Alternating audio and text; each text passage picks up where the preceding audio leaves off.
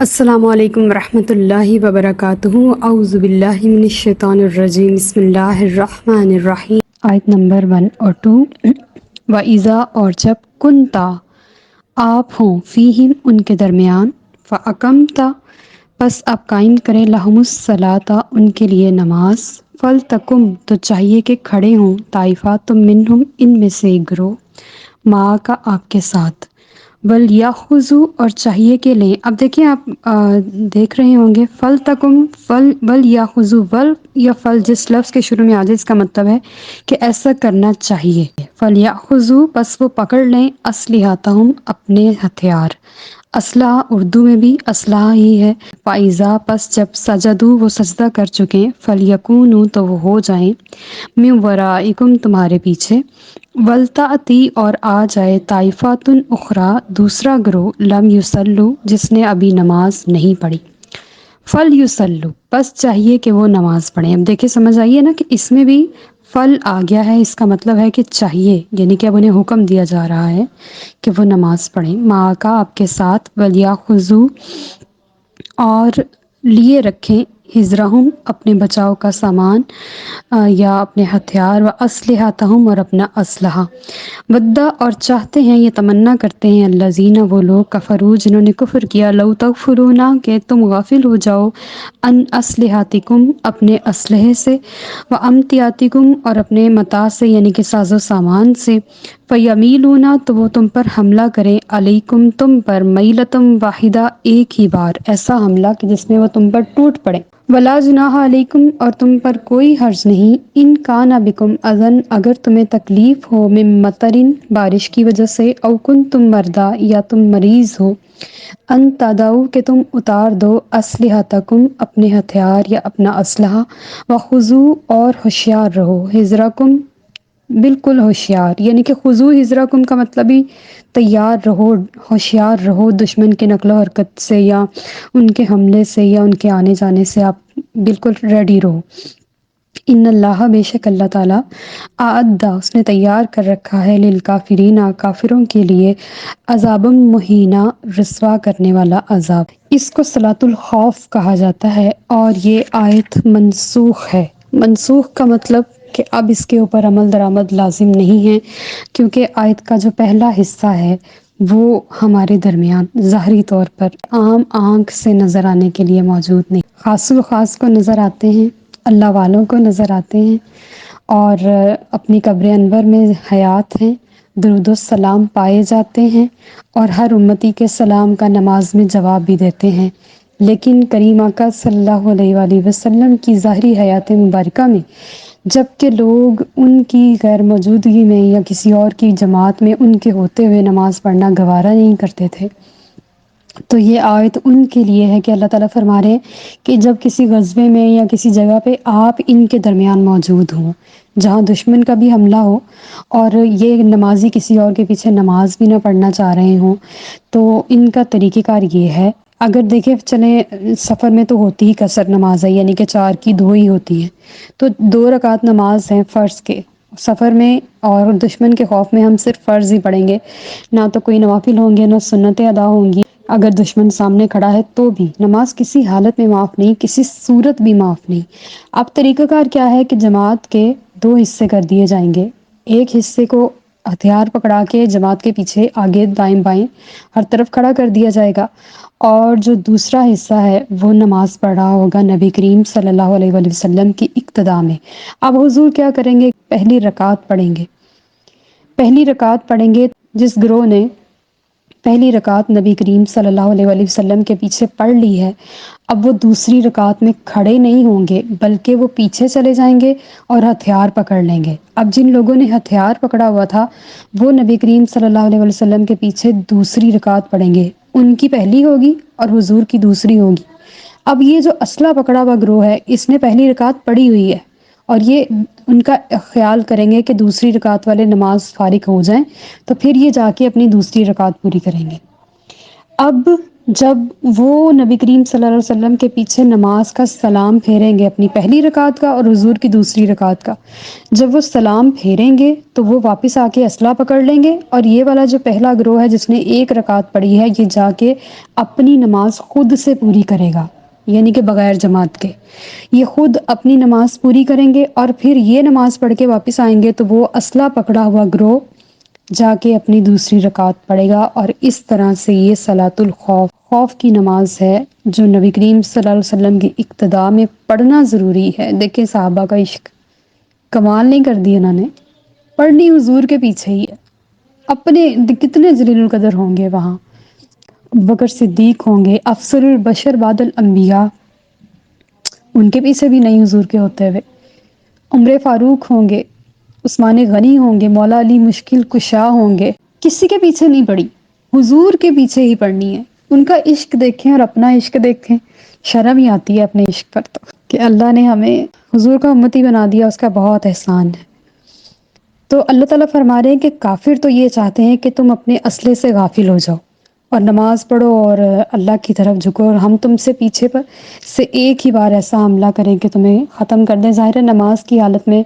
انسان اپنے رب کے ساتھ اس انداز سے جڑ چکا ہوتا ہے کہ اسے کسی دوسرے کی خبر نہیں ہوتی، اور وہ تو تھے بھی صحابہ جن کا اپنے محبوب علیہ الصلوۃ والسلام کے ساتھ اتنا زیادہ تعلق تھا کہ انہوں نے اس رب کے ساتھ انہیں جوڑ دیا تھا، اور اتنا زیادہ جوڑ دیا تھا کہ ایک بار حضرت علی رضی اللہ تعالیٰ عنہ کے پاؤں پہ تیر لگ گئی تو آپ نماز کے لیے کھڑے ہوئے، اور آپ نے کہا کہ میں جب نماز کے لیے کھڑا ہوں گا تب یہ تیر نکالنا، ابھی تو بہت تکلیف ہے۔ تو جب وہ نماز پڑھ لی گئی تو آپ نے تیر نکالا، اور جب انہوں نے جائے نماز پہ خون دیکھا تب پوچھا کہ یہ خون کیسا ہے، تو پتہ چلا کہ تیر نکال لیا گیا ہے۔ یہ ان کی نمازیں تھیں، اور ایک ہماری نمازیں ہیں کہ جس میں ہمیں ساری ہی دنیا کے خیال ہیں، اور ہمیں دودھ رکھا ہے، ہمیں کھانا رکھا ہے چولہے پہ، باہر بیل آ رہی ہے، بچے نہ گر جائیں، فلاں نہ ہو جائے، ڈھمکا نہ ہو جائے، اتنا زیادہ ہمارا جو لائف سٹائل ہے وہ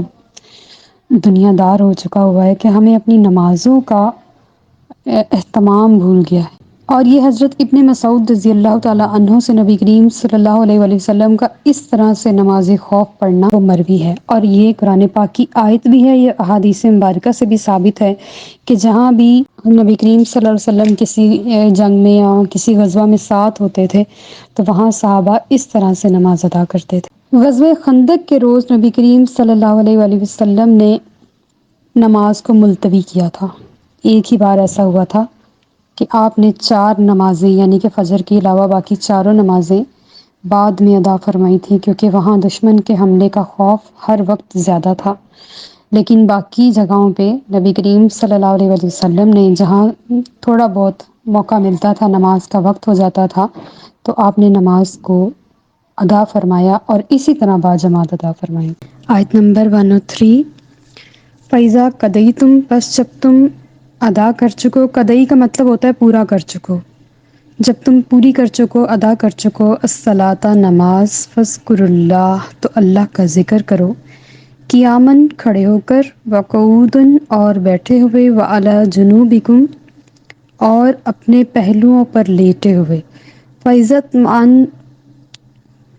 اطْمَأْنَنْتُمْ پس جب تم مطمئن ہو جاؤ، فَأَقِیمُوا الصَّلَاةَ تو نماز قائم کرو، ان الصلاۃ بے شک نماز، کانت ہے، علی المؤمنین مومنوں پر، کتابم موقوتا فرض کی گئی، موقوت کا مطلب وقت سے نکلا ہے، تو وقت ہے کہ اس کو اپنے مقررہ وقت پر ادا کیا جائے۔ یہ جو ہم نے پچھلی آیت میں صلاۃ الخوف کے بارے میں پڑھا، تو خوف کی حالت کی نماز تو بس قصر ہی ہوتی ہے، اور اس میں کوئی سنتیں اور نوافل نہیں ہوتی، اور صرف فرض ادا کرنا ہوتا ہے۔ تو جب اللہ تعالیٰ فرما رہے ہیں کہ جب تم نماز ادا کر چکو، تو اب دشمن سامنے کھڑا ہے، نہ تو آپ کوئی نوافل پڑھ سکتے ہو، نہ سنتیں ادا کر سکتے ہو، نہ ذکر کر سکتے ہو، نہ دعا مانگ سکتے ہو، تو کیا کرنا ہے کہ دشمن کے سامنے کھڑے ہو کے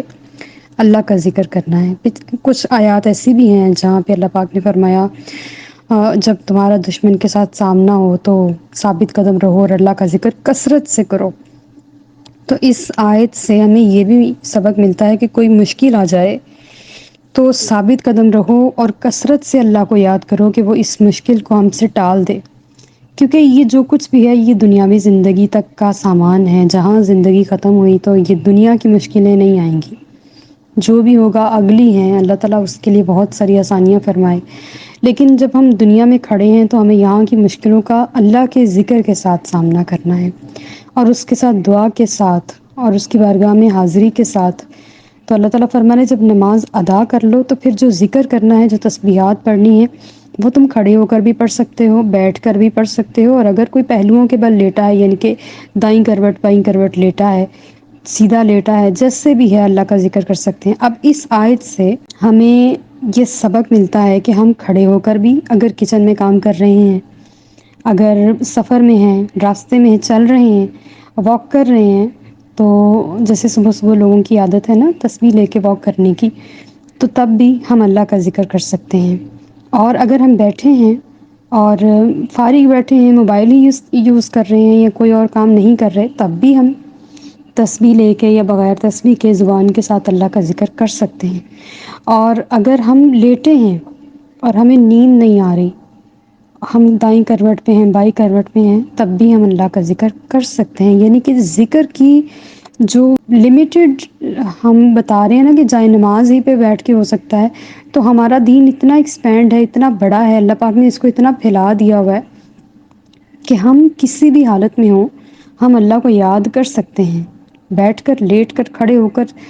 جائے نماز پہ بیٹھ کر، کچن کے کاموں میں، اپنی ضرورت کے کاموں میں، اپنے بازار میں، اپنے ہر جگہ پہ جا کے ہم اپنے رب کو یاد کر سکتے ہیں. اس میں ہمارے لیے کوئی مذائقہ نہیں ہے. اس کو اچھا لگتا ہے کہ اس کا بندہ خوشیوں میں غموں میں اس کو یاد رکھے، کیونکہ ہم نے اللہ کو غموں میں یاد رکھنے کے لیے رکھ لیا ہے، اور جب خوشیاں ہوتی ہیں تو ہم اسے بھول جاتے ہیں. بلکہ اللہ پاک کو یہ چیز زیادہ پسند آتی ہے کہ خوشیوں میں کوئی. پھر جب مطمئن ہو جاؤ، اب اطمینان آ گیا ہے، دشمن واپس چلا گیا ہے، اب ہم اپنا مال اسباب سمیٹنا ہے اور اپنے گھر کو لوٹنا ہے، تو گھر جا کے اطمینان کے ساتھ پوری نماز ادا کرو اپنے وقت پہ. یہ نہیں ہے کہ ظہر کا جو نماز ہے وہ ہم عصر کے ابتدائی اوقات میں پڑھیں، اور عصر کی نماز ہم مغرب کی ابتدائی اوقات میں پڑھیں، اور مغرب کی نماز جو ہے عشاء کی ابتدائی، اتنا اس کو لیٹ کر جائیں. تو ہمیں اس چیز کا خیال رکھنا ہے کہ جب جماعت ہو جائے مسجدوں میں تو ہم بھی جائے نماز بچھا لیں، اور ہمارا دل ادھر ہی لگا رہے، ہم سارے کاموں کو چھوڑ کے اپنے رب کی بارگاہ میں حاضر ہو جائیں کہ میرا رب ہمیں پکار رہا ہے. اور کب سے اس نے کہا ہے حی علی الصلاۃ، اور یہ آواز سنے مجھے اتنا ٹائم ہو گیا، ہم ابھی تک نماز تک نہیں پہنچے، اور اس کو پکاریں، اس سے مانگیں، تو وہ ضرور اپنے بندے کو نوازتا ہے. اور جیسے ایک فرقہ ہے اس اہل تشیع، وہ دو نمازوں کو یکجا کرتے ہیں، ظہر اور عصر کی دو نمازیں اکٹھی کر کے پڑھتے ہیں، اس کو ظہرین کہتے ہیں، اور مغرب اور عشاء کی دو نمازیں اکٹھی کر کے پڑھتے ہیں، اس کو مغربین پڑھتے ہیں، اور فجر کو الگ سے پڑھتے ہیں. تو یہ جائز نہیں. اگر وہ قرآن پاک کی اس آیت کو غور سے دیکھیں تو اللہ تعالیٰ نے 5 وقت کی نماز اپنے مقررہ وقت پر فرض کی ہے، اس کے علاوہ آگے پیچھے یہ نماز فرض نہیں ہو سکتی. اگر عصر کی اذان ہوگی اور ہماری ظہر رہتی ہے تو ہم ظہر کو عصر کے ساتھ ملا کر ادا نہیں کریں گے، ہم پہلے ظہر پڑھیں گے قضا کر کے، پھر عصر پڑھیں گے ادا کر کے. اور اگر ہم کوشش کریں تو مغرب کے بعد، یعنی کہ مغرب کی نماز کے بعد ہم وہ ظہر کی جو قضا نماز ہے وہ پڑھیں، عصر کے ساتھ ہم کوئی نماز رکھیں ہی نہ. ایسے پڑھی جا سکتی ہیں لیکن اللہ پاک نے عصر کے ساتھ کوئی سنت نوافل نہیں رکھی، لہٰذا بہتر یہی ہے کہ نماز کو قضا کرنا ہو مغرب کی نماز پڑھ کے پھر قضا کیا جائے. وما علینا الا البلاغ المبین. Like, subscribe and share.